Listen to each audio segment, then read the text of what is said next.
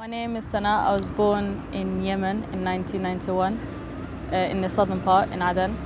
I was born to an all kind of Sunni family, you know, it's generations upon generations upon generations of Sunnis. And in fact, we didn't really know much, as a society as a whole, we didn't really know anything other than Sunnism, you know, let alone just my family. I came here when I was around 5 or 6 years old, moved to the UK. I lived with my parents and my older sister. You know, we grew up in a kind of a British society, but with Arab culture. Well, when we came here, I came with my dad because my dad and my sister, because he holds a British passport, he was born here.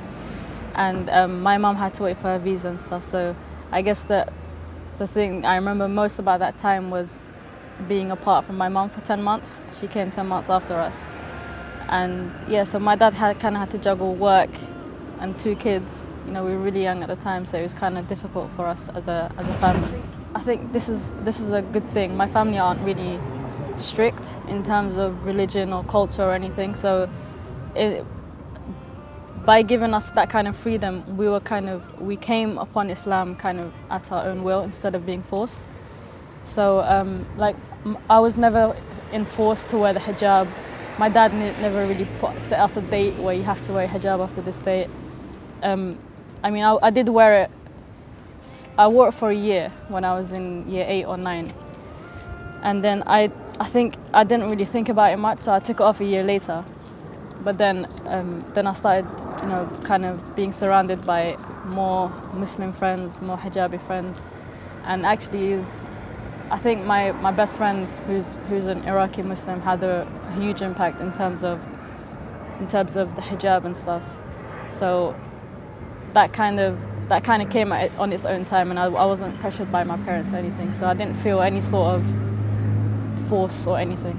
To be honest, I've never actually been treated unfairly, or you know, by the general British public.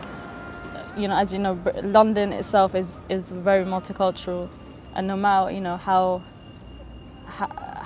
much the media tries to hype up, I do feel safe in London. I mean, I don't feel racially discriminated against or for my religion or anything. So I've never actually felt anything Islamophobic growing up. You know, that might have changed now. I mean, I met someone the other day who kind of just screamed in my face, saying kind of insulting things about the Prophet and Allah. But that was like literally a one-off. Like, I still feel safe in the streets of London and stuff. So to be honest, I think this man was actually, something was wrong with him, because he was walking down the street just screaming, and then he just happened to coincidentally, as he was saying the same thing, come across me and my friend. So yeah, I didn't think anything of it. Like, I didn't really react to it. You can't really say much to someone that's a bit mental. So now I'm kind of a bit more practicing in a sense. So anything I do, anything I say, I understand that by wearing this hijab, I kind of represent the whole of Islam, whether I like it or not. So anything I say, I have to kind of censor. Yeah. On social media, I guess there's a sense of self-censorship, you know, because at the end of the day, I am an Arab, I am a Muslim, and I am a female. So anything I say will represent those 3 categories. So I try as much as I can to keep as kind of Muslim as I can on you know, Twitter or Facebook and stuff, because I know at the end of the day it will come back on to Islam, and that's, in this day and age, this is what has destroyed Islam. It's people's representation of it. So, you know, Muslims are not perfect, but Islam is, and I have to kind of at least try to keep it. We, as, you know, Arab Muslims or Arab Muslim females, we kind of, it's been put on us, this image of us being chained to the kitchen kind of thing. So I guess speaking out as an Arab Muslim female kind of destroys those barriers and those boundaries. So I think it's much more important for a female Muslim to kind of speak out more than... What do you speak out against? Like, through my poetry, I guess. That's how I do it, you know, but there's other means of standing against it. So, like, my poetry has, alhamdulillah, has been spread quite a bit around the world, and I'm surprised by that as well. But people come up to me and they say, like, this is the first time we see a hijabi woman, you know, like, saying this and that, or kind of being the complete opposite to what we were told of, you know, the traditional Arab woman. So I think we have to fight that whole kind of image that we have been forced, that's been forced upon us. I go to Yemen on a yearly basis. Alhamdulillah, I'm blessed with that. In Yemen, I'm kind of, you know, I feel at home, but it's not home. And here I feel at home, but I'm not home, you know. So I guess, like, you know, the humans will never be satisfied with anything they get or have. So, like, when I go back there, I feel like one person puts it perfectly. He says, Englishmen amongst Arab and an Arab amongst Englishmen. So that's kind of what I feel when I go to Yemen, or when I'm here. When I'm in Yemen, I feel like I need to kind of bring out the English side of me more. When I'm here, I need to bring out the Arab side of me more to kind of balance out the... How are those two sides different from one another? Well, when I'm here, I kind of have to stick to my Muslim roots and my Arab culture. So like, doing certain things would not be allowed, and I totally accept that and I agree with that. In Yemen, maybe speak up a bit more as a female. So that's the main differences, I think. My parents have instilled religious principles and values in us since, you know, a very young age. My mom is very proud that she got us praying and fasting at the age of 5 and 6. So I can't say they're not religious. I'm just saying that they're not strict. They're not the type to enforce it upon you if you don't want to. You know, it's a thing of understand and practice more than practice, and that's it. So yeah, you know, we are practicing family, always have been. I live with my parents and my older sister. She's 2 years older than me. It's a very small, unconventional Arab family. I guess I'm most closest to, I think, my dad, because he, I think, understands me a bit more. He supports me much more than everyone else in my whole entire life. The closest, like, family relatives are all in Yemen, unfortunately, but I do have a lot of family here in London on my mum's side, and we do, like, see each other on occasions and stuff, but I just don't feel a strong connection with them as I do with those in Yemen. So my dad and I think we get along really well because we are very similar. So we're very quiet. So you know, if we're in a car and it's very quiet, it's okay, it's normal. But if I'm quiet in a car with someone else, it'll be like a bit awkward. So I think it's our similarities that have brought us together. He kind of not lets me do what I want, but accepts that I kind of have to make my own path into things. So with the whole journalism, going into journalism, you know, traveling, anything, he trusts me enough to allow me to do that. And especially with the poetry as well, you know, most traditional fathers of Arab households aren't really okay with your, you know, daughter getting up on a stage or being on TV or all of those kind of things. But in that aspect of my life, he's been really supportive, and I really, really appreciate that. My dad's daughters are my dad's daughters, and no one has a say in that. So, I mean, my dad is a very lovable character, so no one can really say anything bad about him. So, you know, we didn't turn out bad, so they can't really say anything. They have no proof to say that he done a bad job. I completely disagree with that. Most of my family and friends actually love my dad the most out of, you know, all the kind of older men in the generation, because he's so lovable and so kind and so generous. So yeah. When I was in high school and college and stuff, I had a really kind of big circle of friends. We all, you know, went out a lot. It was, you know, mixed genders. There was no, like, I mean, of course there were boundaries, but it wasn't a thing of I can't go out because there's a guy there. It was like normal, completely normal. When I got to college, like second year, I started wearing hijab. I kind of started like hanging out with a bit more girls, Muslim girls and stuff. My best friend Noor, she kind of guided me a lot in that time of my life, and I actually think it's all down to her, the fact that I'm here today. I just saw another part of this kind of life You know, I was very out there and open and stuff.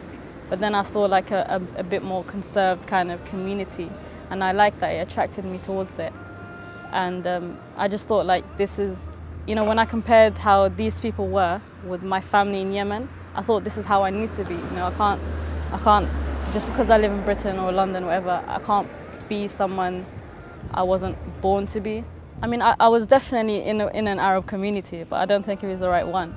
You know, there was a lot of things going on that maybe shouldn't have been going on, like within, you know, kids, teens, what they do and stuff, get in trouble and running away and all of this kind of stuff. But I wasn't really interested in that kind of atmosphere, and I preferred to be a bit more Muslim.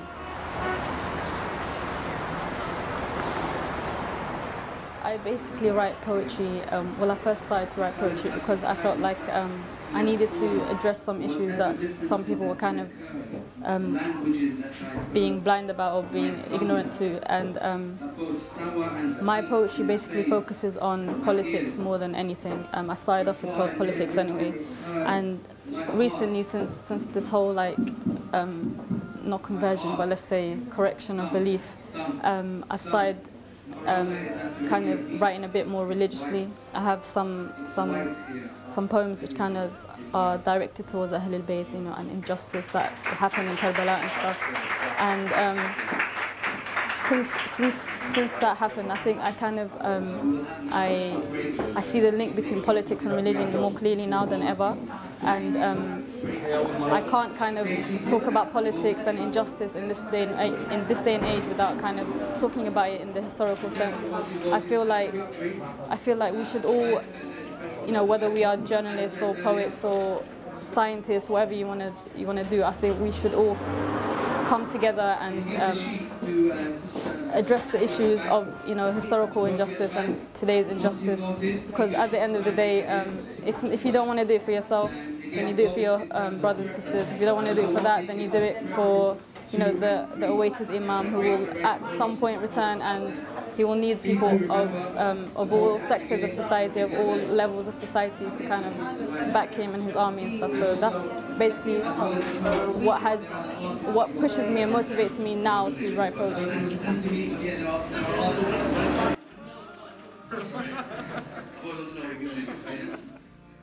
The next poem I actually wrote maybe 2 months ago or so, and I released it with a campaign called Support Yemen. They're an organization that are, you know, basically trying to raise awareness for issues in Yemen. And one of their campaigns was to raise awareness on women issues, you know, domestic abuse and all of that kind of stuff. So I thought it would be best to kind of release this poem with them and to help them out a bit. So this one is called Pieces. And it's a true story, by the way, which is why I've decided to address it.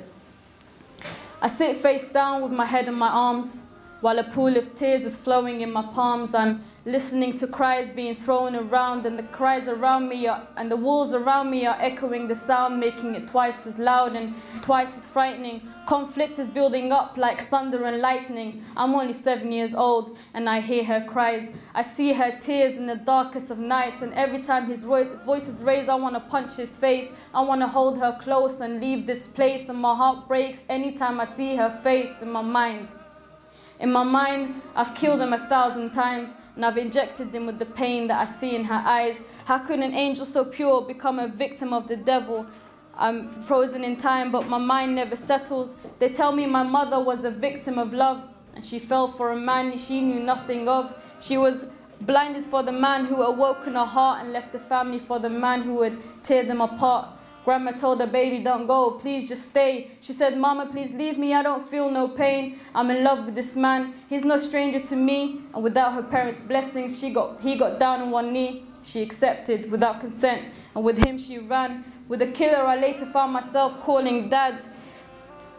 I don't know how he managed, but he brainwashed an angel. And with the goodness of her heart, the devil was able to control her feelings and control her head. Who what she thought was love left her scarred and dead. Emotionally first, he suppressed and degraded her, and she never fought back, because that's not the way her parents raised her. I can't help but think patience killed my mother, and now I'm impatient to kill my mother's lover. I'm calling out to you, but the screams never reaches. Mother, may your soul rest in peace as my heart lives in pieces. Thank you very much. I started writing at a really, really young age. I guess it was that period of time where we came to Britain and my mum wasn't there. So I just kind of wrote everything down. It kind of developed over the years. Obviously, it started on like minor silly things, you know, like I don't know, and then it started getting into a bit more deeper. Eventually, kind of reached politics, and that's kind of where I'm at right now: politics and religion. Were you writing in English all along? Yeah, I write in English. I tried doing a bit of Arabic, but it's obviously my vocab is a bit more limited in Arabic, so I kind of focus more on English now. The majority of the time, I think I just kept it secret. It was just something that I did. It wasn't like, you know, I need to show someone. But over the years, I think I started showing my friends a bit more, and the response I got from them was quite good most of the time. So that kind of motivated me to do more, write more, and over the years, I just started doing that exactly. And came a period of time where I thought maybe I should get this published somewhere, not, you know, in a book or anything, but online or anything.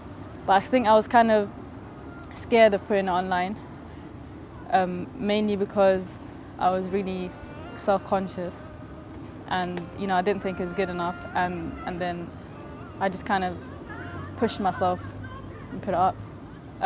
First time I just used to, because I have this thing where I'm kind of scared that if I write a poem and I put it up, it might be kind of taken out of context or something. So what I did was I worked around that, and I recorded all of them on audio, and then I put them up as a video on YouTube, so it can't ever be changed unless you edit it.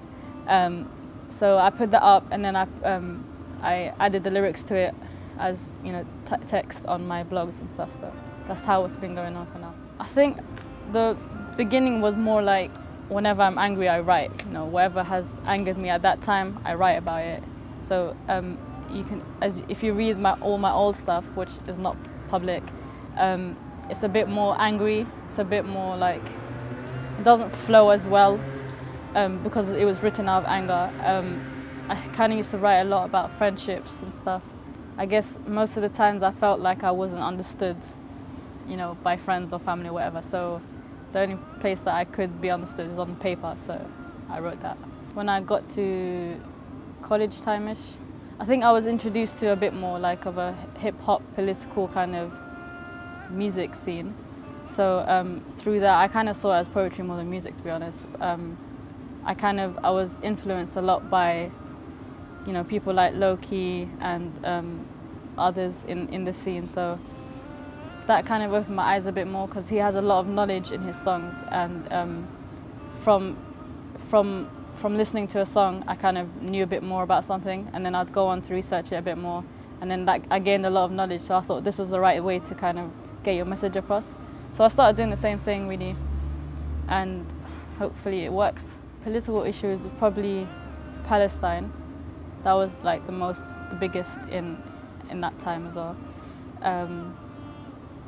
And I think like the whole representation of Islam, so Islamophobia, you know, war on terror, that kind of stuff. I mean, obviously Palestine has been an issue for all of us since a very young age. You know, we've been taught about it for years and years, even before, you know, switching the TV on.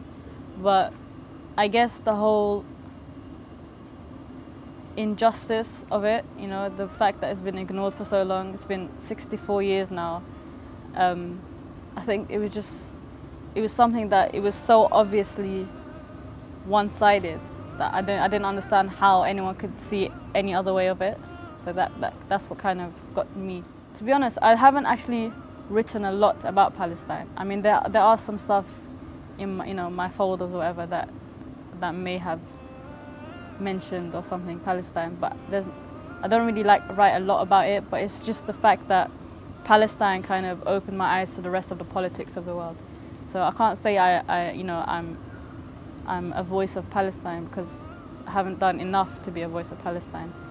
But it did definitely open my eyes.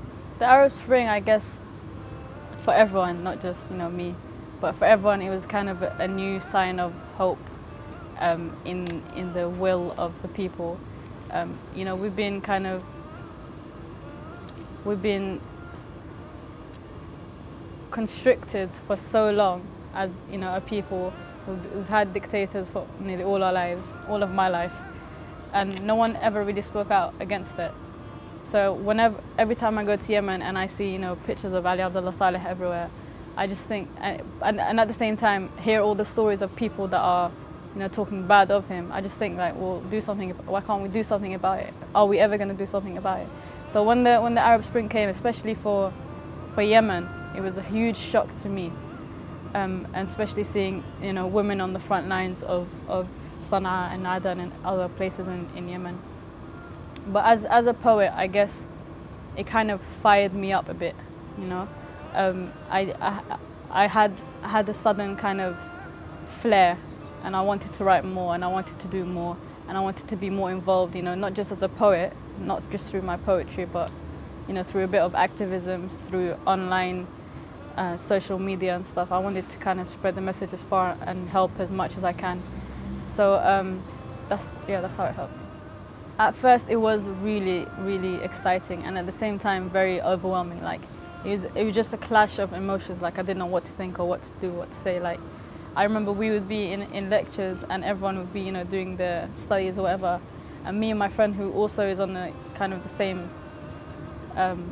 has the same interests as me, we would just be online trying to figure out what's happened next, because it was literally minute by minute updates, especially from Egypt. So when that kind of fired up, everyone is just so hyped up and excited and active, and I really like that. It showed that the community can come together and can kind of help one another. The whole situation in Yemen, as I said, really fired me up. I was so surprised because we're known to be the kind of laid-back Arabs, that we're not really political. But when I saw like millions out on the streets, demanding freedom, and something that it's not something that I ever seen in my life from Yemenis. And I mean, obviously it was a defining moment in history, and I realized that as it was going along. I didn't really realize at the beginning. And then it took nearly a whole year for Ali Abdullah Saleh to leave Yemen, and to be honest, that kind of surprised everyone. It kind of showed his his sly but smart moves as a politician. He was described to be the most kind of tactical in the whole the whole spring, and he did last a very long time, surprisingly. But I don't think there ever came a moment of me kind of losing faith in the revolution. I mean, I knew that once the people were past that kind of fear, once they break that down, it's not stopping them. And as well, like too many martyrs have fallen for us to just say, okay, let's just forget it and go back to life. Like it wasn't going to happen until he's gone. But even then, like now, I do kind of feel like desensitized by it. I'm well aware of the Western kind of influence over Yemen, especially. So I don't think there will be change, not the change that we want to see anyway. I mean, Tawakkul Karman, who won the Nobel Peace Prize. She was the first Yemeni Arab woman, Muslim, to win the Nobel Peace Prize. That was something that kind of got me really emotional, and everyone around me. Like that day in Yemen was kind of like Eid, and it was nice to see that the image of female Yemeni women was demolished completely by that one face. But over the few months, she's been kind of she's been working closely with the US, and that's kind of I've lost a bit of hope in her, because I know when the West gets close to someone, they're kind of grooming them for further political kind of interest and stuff. So I wouldn't be surprised if in a few years' time she would be the next president, and I wouldn't really support that, because of her relationship with the US. Politics has, over the past year, you know, and I'm not just saying this from, you know, the politics I've been reading on, but also the religion I've been reading on. It's all kind of come together for me, and everything just kind of fell into place, and everything is a bit more clear to me now. So I've kind of been reading up on a lot of history, both Islamic and, you know, political history, you know, US kind of coups and stuff that's happened over the past years, and I've seen a similar kind of pattern. So I'm now at a stage where I of course support freedom and revolution and stuff, and that, but I still know that it won't happen in this way, and I'm well aware of, you know, the tactics that are being used by Western powers in the region, and I know they're interested in the region as well. So I kind of try to challenge the political kind of mindset of people, or the media, I should say. Like, I have this very strong opinion on the media and its partiality and stuff. So everything I write kind of comes back to the media. So, for example, I have a poem called Mr. BMP, which kind of, you know, we were introduced as Muslims through the media. You know, no one actually really came up to us and talked and stuff, but the destruction of the Muslims came through the media and the lens. So obviously that's what people like the BNP and the EDL see of us. They don't know us in, you know, face to face by nature personally. So I have a poem that's called Mr. BNP, and it kind of challenges their ideologies and policies against Muslims. And that's been, I think, one of my favourite ones. I have a few things to say. Did you know that Brits live on my land to this day? 1832, that's when they first entered and occupied my land. That's when they first took over and colonised Yemen. They were born there. They grew up and lived for 132 years, and you ask me, Mr. Smith, you ask me what right I have being here. See, I don't understand. All the money I earn goes back into your hands, your pocket. They call it tax, but it's just theft made legal. It's shocking. Why do you hate me? Why do you try to provoke me? Is it the hijab on my head, the jilbab I wear, or the scarf around my neck? Is it my father's facial hair? It is, innit? That's why you all stare. You're scared. I'll tell you what, I'll wear my hijab. I'll risk it. Because regardless, I'm more British than your tea and biscuits. See, I didn't steal your job, Mr. BMP. Your job looked at you and it came to me. See, I went to school and I got an education. In fact, my main goal in life has always been elevation. I mean, come on, my uncles don't run every company in the city. I got the job based on the content of my CV. You want us out? Okay, excuse me please, while I take our kebab shops, curry houses, shisha cafes, Mediterranean cuisines. You say we broke Britain? Actually, we gave it structure. If anything, you should thank me for giving Britain a culture. However, I guess we have one thing in common. I too strongly condemn attacks and bombings. I too fear for my life when I get on a train, and when I heard of 9/11, I too felt pain. You may think I'm your enemy, Mr. BMP, but I suggest you look in the mirror before you judge me. So, like, it's a bit awkward, right? You know? Doesn't it? I'm sick.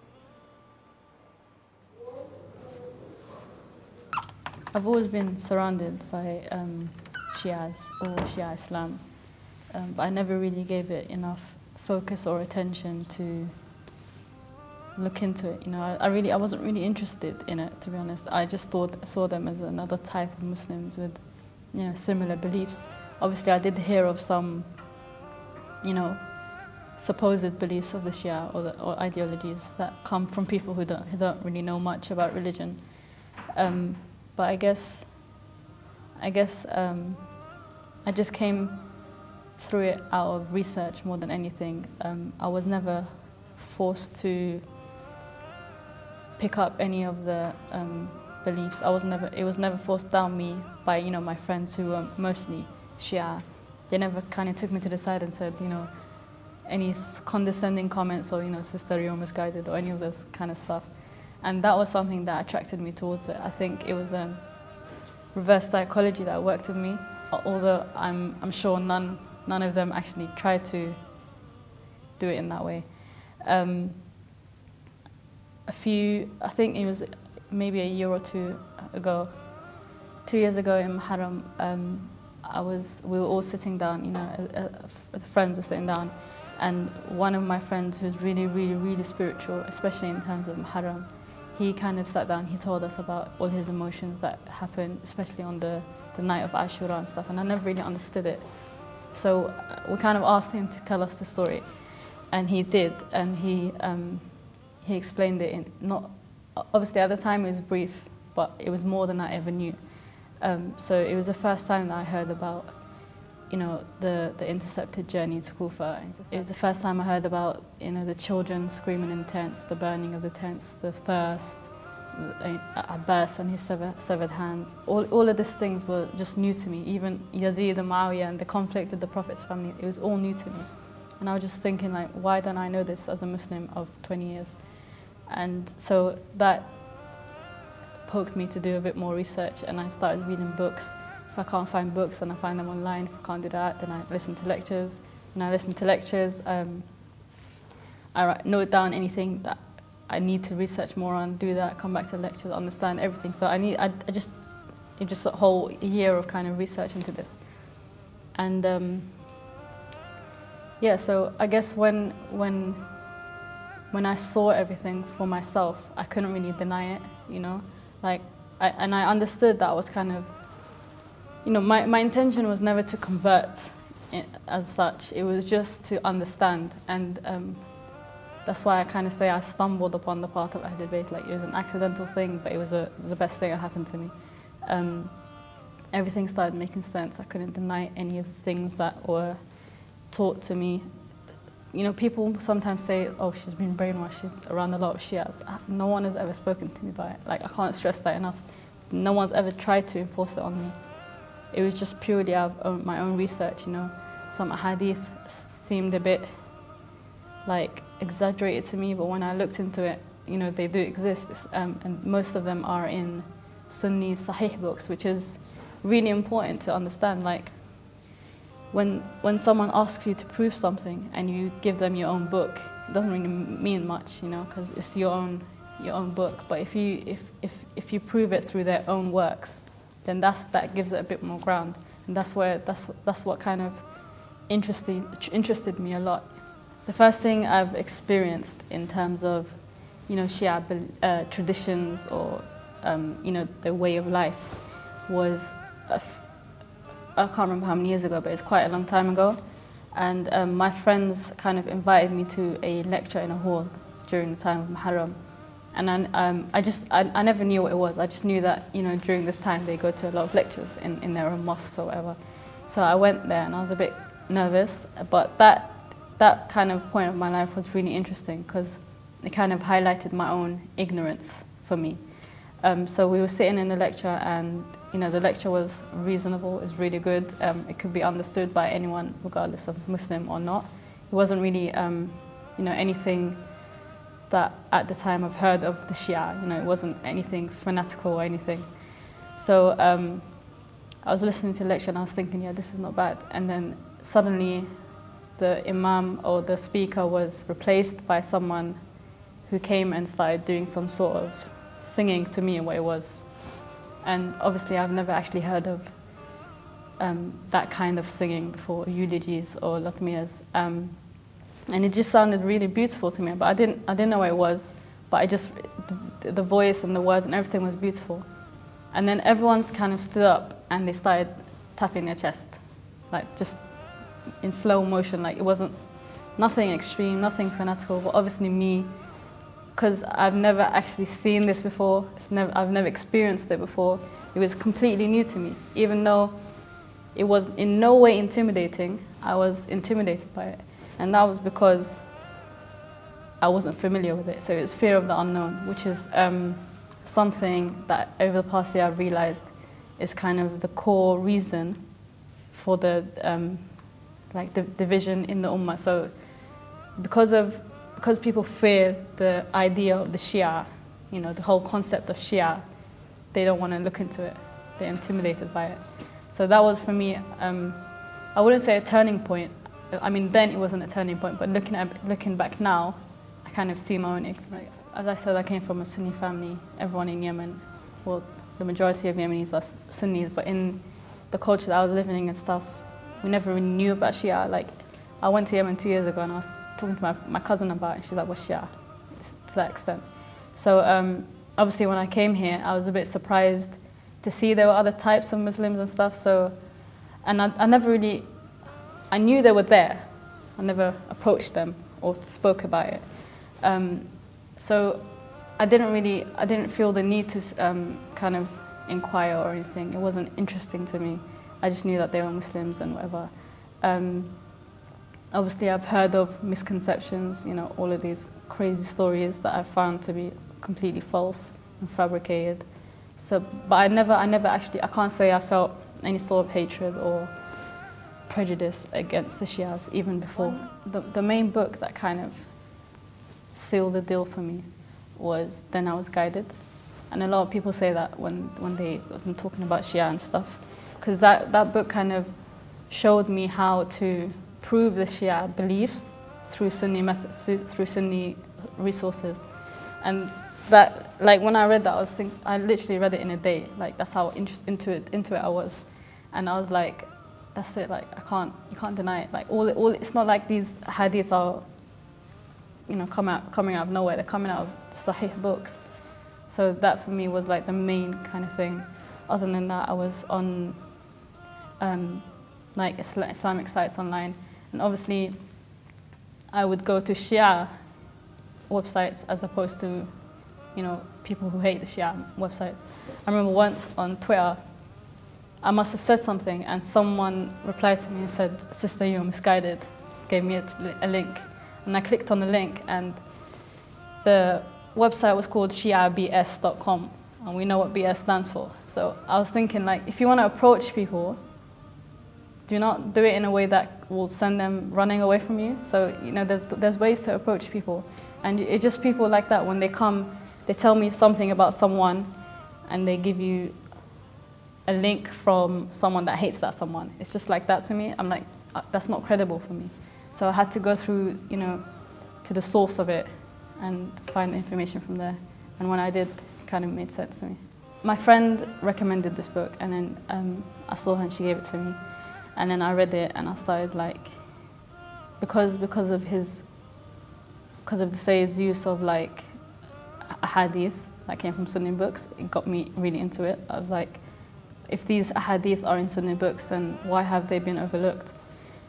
So I just sat there reading the whole day. I literally blocked out the whole world, my family, everyone, and I just sat there reading. It didn't take as long as I expected.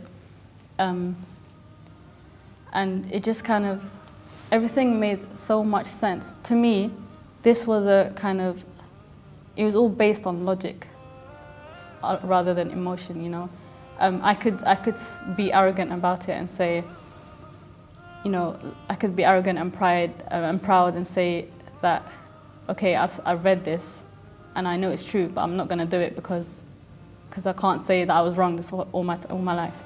But like when you're searching for the truth, you have to let go of pride and arrogance, and you have to accept the truth, even if it's swimming against the tides of, you know, social conformity or family traditions or anything.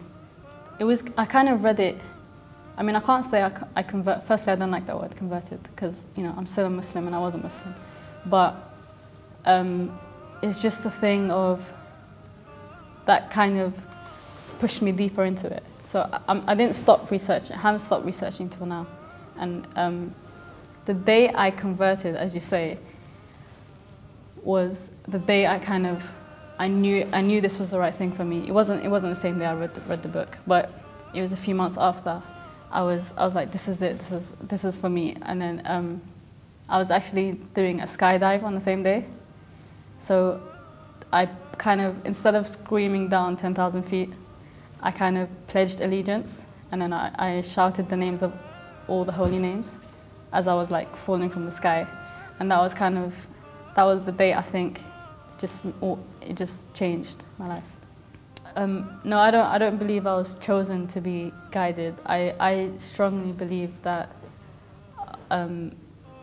those who want to be guided will be guided. You know, it's not a thing where Allah chooses one person and says no to the other. That doesn't make sense. You know, on the day of judgment, you can just say, well, you didn't choose me to be guided. So it's 100% an individual thing. And I think we have to, no matter how much it might hurt our pride, read into it. No matter how much it might kill you inside to do it, you have to do it. It's ignorance. Every single time of ignorance will be questioned as well on the day of judgment, and you know, time is ticking. No one can really say it's changed how I am with them. Like, my friends can't say, oh, she's a Shia now. Like, nothing has changed between me and my friends and stuff. But internally, it has changed me. Like, for example, now I understand the world a bit more. You know, it might sound crazy, but I think politics and religion are very closely combined, can be combined. And because I understood religion, I now understand the politics of today. So I think Islamic history is pivotal in understanding 21st century Islam. I strongly believe, you can call me crazy for this, but you know, the army of Yazid and you know, the enemies of the Prophet are still working today, are still propagating today. Yeah, over the past few months, I've noticed that I have no more motivation to write about politics as I did before. Now it's mostly about personal kind of experiences, and Ahlulbayt as well. I've written a few on that. But I haven't actually pushed them out as much because I feel a bit nervous to do so. Firstly, that again, I'm kind of conscious that will they live up to, you know, those kind of standards. Also, I don't want people to see me as a Shia Muslim. You know, I want them to see me as a Muslim before Shia. So I think if I was to put up a bit more Shia-fied like poems, people might kind of switch off, and I don't want them to switch off just yet. I want to go around it, you know, from the back way, and then kind of. One of the main things that pulled me in a bit deeper was the hadith of the two weighty things, which clearly states that the two weighty things are the Quran and the Ahlulbayt, and you know, this is mentioned in Sahih books as well. So for me, I was just thinking, if you're demanded to follow the Quran and the Ahlulbayt, why else would there be any need for anything else? Like, why would I need to go to someone else or another companion? You know, as righteous as they may be or anything, I was told to go through the Quran and the Ahlulbayt, and that's what I'm doing now. What I hope to do in the future is hopefully, firstly, become a voice of the oppressed. You know, whether that happens through my poetry or through my journalism work, it will happen, inshallah. I hope to kind of shed light on a few of the oppressions that we as Muslims face, you know, both here and all the people struggling in the third world, as they call it. You know, after finding out the story of Karbala and stuff, I kind of have no choice but to stand up against injustice, and that's what I hope to do. With every tick of the clock, our lifetimes separate. Oh, tears of sorrow to him rise, evaporate. Speak to him of broken smiles, take me to him, levitate. Tears still my words, listen to them, paraphrase. Tears still my words, listen to them, paraphrase. Why did you leave? Oh, rainfall, don't add to this surrounding puddle. I'm drowning in my tears, and these tears, oh, how subtle they're able to crush humans, transform us into rubble. I'm retracing your tracks, unable, I fall and stumble. Where are you? The eyes swell at the glimpse of your image. Once the story starts, the tears never finish. Absence destroys the heart, and the soul is diminished. Your absence destroyed this heart, and this soul is diminished. When will you return? When will you return? When will you return?